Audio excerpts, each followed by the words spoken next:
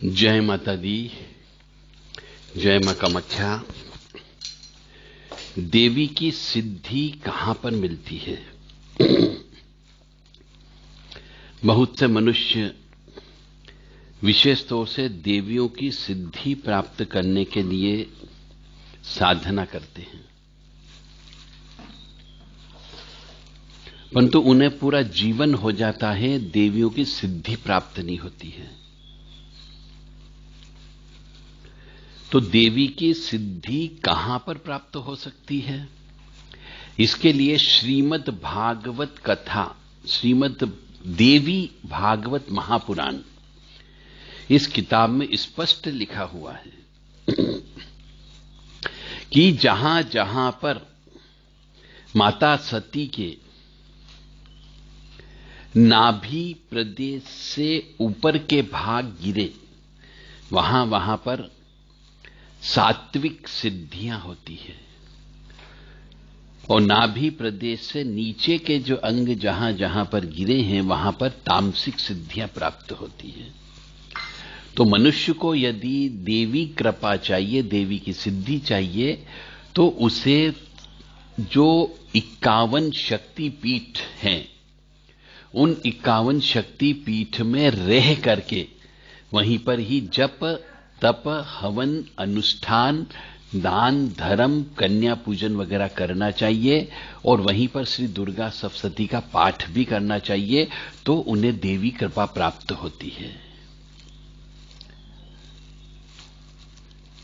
अब इस संबंध में आप सभी जानते हैं, कुछ कथा भी वर्णित है श्रीमद् देवी भागवत महापुराण में,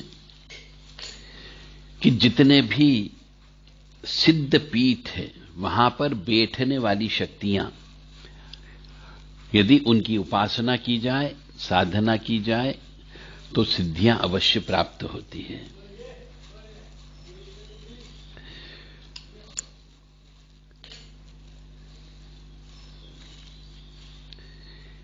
प्रश्न ये है कि भगवान शिव, जो उनके प्राणों से भी प्यारी थी सती,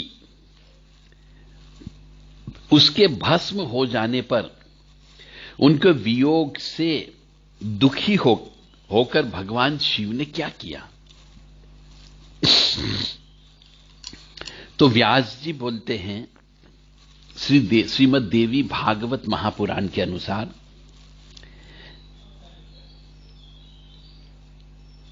कि राजन, उसके उपरांत यानी सती ने अपने आप को कुंड के हवाले कर दिया। जो कुछ हुआ उसके पूर्ण रूप से कहने में असमर्थ हैं, व्यास जी स्वयं असमर्थ हैं, ऐसा तांडव हुआ था। भगवान शंकर की क्रोधाग्नि ने त्रिलोकी में प्रलय मचा दिया, और उस क्रोधाग्नि से वीरभद्र नामक शक्ति प्रकट हुई। ओम अघोराय घोरतमाय महारौद्राय वीरभद्राय, ये मंत्र है उनका।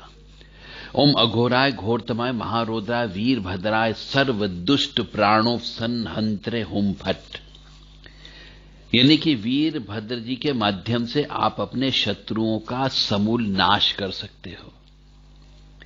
तो उस समय पे शिवजी के क्रोधाग्नि से वीरभद्र नामक शक्ति उत्पन्न हुई। जब वीरभद्र प्रकट हो गए, तो भद्रकाली को साथ लेकर के तीनों लोकों को नष्ट करने के लिए तैयार हो गए शंकर जी। इसलिए भद्रकाली की पूजा भी शत्रु नाश के लिए करना चाहिए। तो जो मनुष्य शत्रुओं से अपने जीवन में बहुत ज्यादा पीड़ित हो और शत्रुओं को सजा देना हो, तो वीरभद्र की और भद्रकाली की उपासना करना चाहिए, जिससे शत्रुओं का नाश हो जाता है। हमसे बहुत से मनुष्य पूछते हैं कि साहब, हमारे शत्रु बहुत हो गए, हम आपके पास आ जाएं, शमशान में पूजा करा दो, तो हम क्यों पाप के भागी बने? शत्रु आपके हैं, आप नष्ट करो। तो वो नष्ट करने का तरीका बता रहा हूं कि वीरभद्र और भद्रकाली की शमशान में 9 दिन तक पूजा की जाए, विशेष विधि विधान से, किसी अघोरी ओघड़ गुरु को लेकर के, तो आपके शत्रुओं का नाश हो सकता है। तो भगवान शिव जी भी वीरभद्र जी और भद्रकाली को लेकर के तीनों लोकों को नष्ट करने के लिए प्रस्तुत हो गए। उसी वक्त ब्रह्मा जी और अन्य देवता ने भगवान शंकर की शरण ली। दक्ष को मार दिया गया था, उनका यज्ञ हर प्रकार से नष्ट हो गया, ध्वंस हो गया। तब करुणा के सागर भगवान शिव ने देवताओं को अभय प्रदान किया, साथ ही बकरे का सिर जोड़ करके दक्ष को वापस जीवित किया। उसके पश्चात महात्मा महेश्वर अत्यंत उदास होकर यज्ञ स्थल में गए। उन्होंने देखा कि सती का चिन्मय शरीर अग्नि में जल रहा है। तो हा सती, हा सती, हा सती, यह शब्द बोलते हुए, बार बार बोलते हुए शिवजी ने उस जलते हुए शरीर को उठा करके अपने कंधे पर रख लिया और संपूर्ण ब्रह्मांड में घूमने लगे। ऐसे घूम रहे थे जैसे वह सती के वियोग में पागल हो गए हो। तब ब्रह्मा जी और अन्य देवताओं ने मिलकर के चिंता व्यक्त की कि अब सृष्टि में संचालन कैसे होगा, सृष्टि में मृत्यु कैसे होगी, क्योंकि मृत्यु के अधिपति देवता तो शिव जी ही है। तो उस समय सभी देवताओं ने निर्णय लिया कि श्री हरि विष्णु अपने इस चक्र से सती के अंग भंग करेंगे, जिससे शिव जी का वियोग समाप्त हो जाएगा।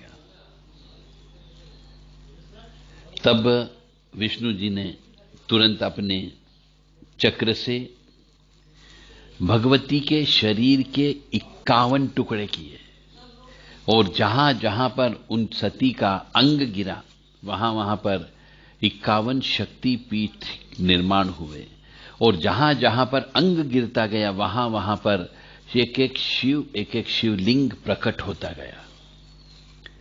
इस प्रकार 51 शक्ति पीठ निर्मित हुए और वहीं पर ही एक प्रसिद्ध शिव भी उत्पन्न हुए। तो ऐसा कहा गया है श्रीमद् देवी भागवत महापुराण में कि जहां जहां पर सती के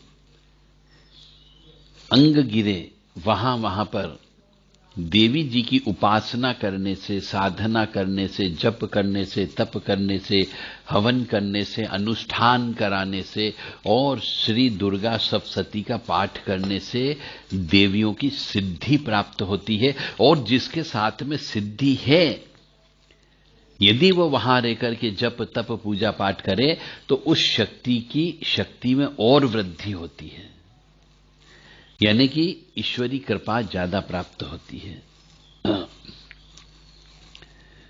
तब शिवजी ने देवताओं से कहा, सती के जब टुकड़े अंग भंग होकर के गिरने लगे उस समय पे, तब शिवजी ने स्वयं कहा है कि देवताओं की जो इन स्थानों पर जहां जहां अंग गिरे उत्तम भक्ति के साथ भगवती शिवा की उपासना करेंगे, उनके लिए कुछ भी दुर्लभ नहीं होगा।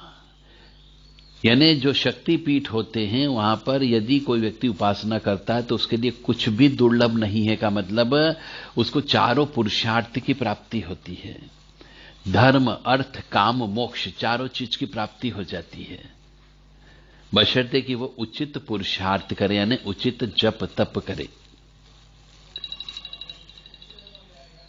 क्योंकि जहां सती के अपने अंग है वहां जगदम्बा निरंतर निवास करती है।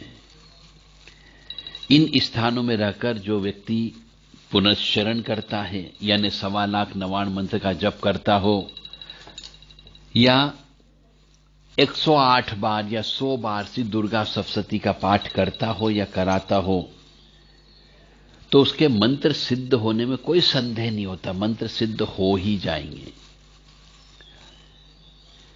और माया बीज शब्द का कोई व्यक्ति इन स्थान पर जप्त करता है तो वह उसके लिए बहुत उपयोगी होता है।